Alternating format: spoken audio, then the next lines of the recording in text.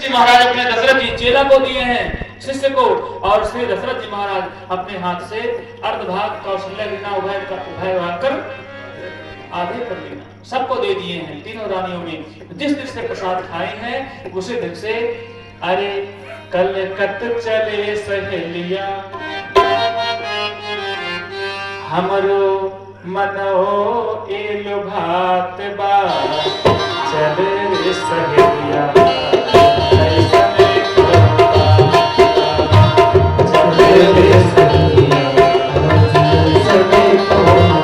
तीनों माताएं, मां कौशल्या, मां कैकेयी, मां सुमित्रा अपने कदम से कदम मिला करके चलती हैं। साड़ी का पल्लू रेशमी भागवत महाराज बनारसी साड़ी को निहार के कहती हैं, इसी पालन में, इसी आश्रय में अपने पुत्र को हम आश्रय देंगे महाराज। तिलकत चले सहेलिया मनो मदलो भात बा चले रे सहेलिया चले रे सहेलिया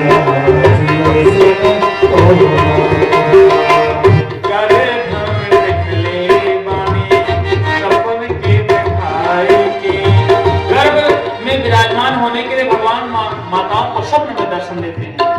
कहते हैं कि जात नते हरि गर्भाएं, हरि माने नारायण नहीं होता है, हरि माने नारायण तो नारायण होता ही है, लेकिन हरि माने होता है मृग, हरि माने के हरि बाघ, हरि माने सर्प, हरि माने हवा होता है, हरि माने पुरंदर इंद्र होता है, अनेकानेक शब्दावली है। जात नते हरि गर्भाएं, उस दिन से मां कौशल्या, मां कैकेयी, मां सुमित्रा के गर्भ में वायुनानेन च गर्भम प्रवेश है। वाल्मीकि रामायण आदिकवि प्रमाणिक वाल्मीकि रामायण में दर्शन आता है। वायुनानेन च गर्भम प्रवेश माता कौशल्या है, मां कौशल्या के गर्भ में हा प्रवेश कर गया।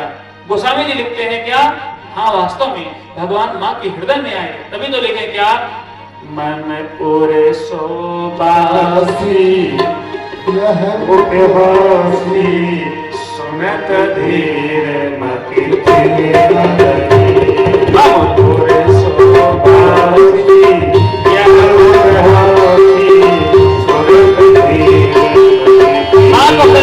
है मम माने मेरे उर माने हृदय में, मम उर्षोवासी भगवान नारायण विराजमान मेरे हृदय में उर में हो रहे हैं, यह उपहास सुन करके कोई मजाक न करे मेरा।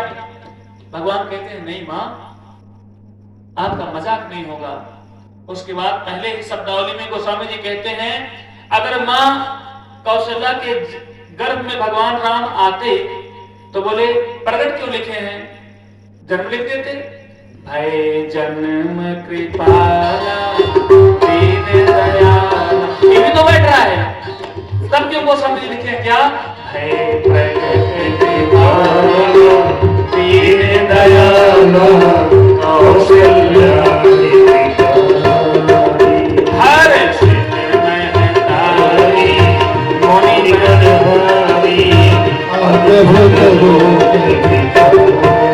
मां भगवान राम को नग्न कर देती है। माताओं का प्रेम देखिए, भगवान राम नंगे हो गए।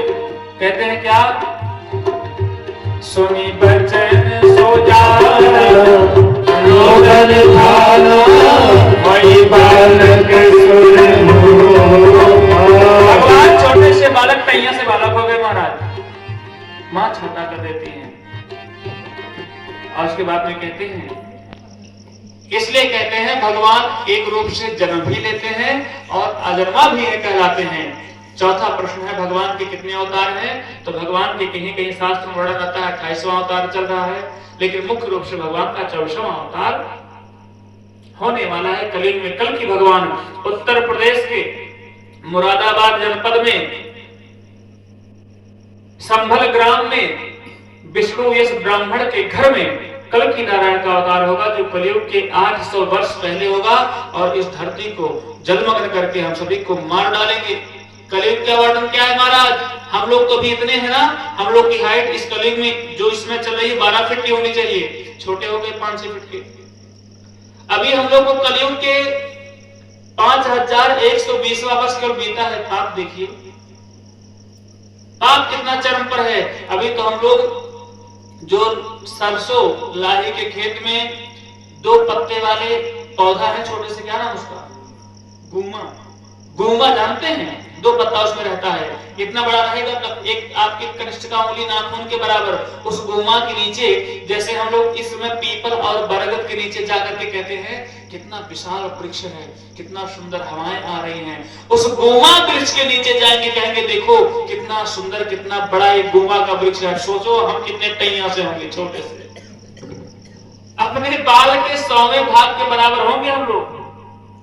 2.5 साल की बिटिया बोले दादी और नानी बन जाएगी। हाँ, कलयुग के अंत में अपने काम वासना प्रबलता के कारण मां नहीं दिखेंगी। काम आ गया तो मां कुछ नहीं है, राक्षस बन जाएंगे, बहन नहीं दिखेंगी उस कलयुग के अंतिम तक में।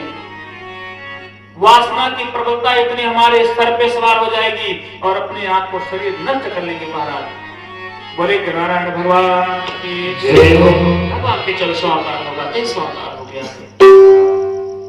और 5वां प्रश्न है, भगवान जो अपने परम धाम को गए तो धर्म किसके शरण में गया? तो कहते हैं धर्मं शरणं तुम गच्छामि।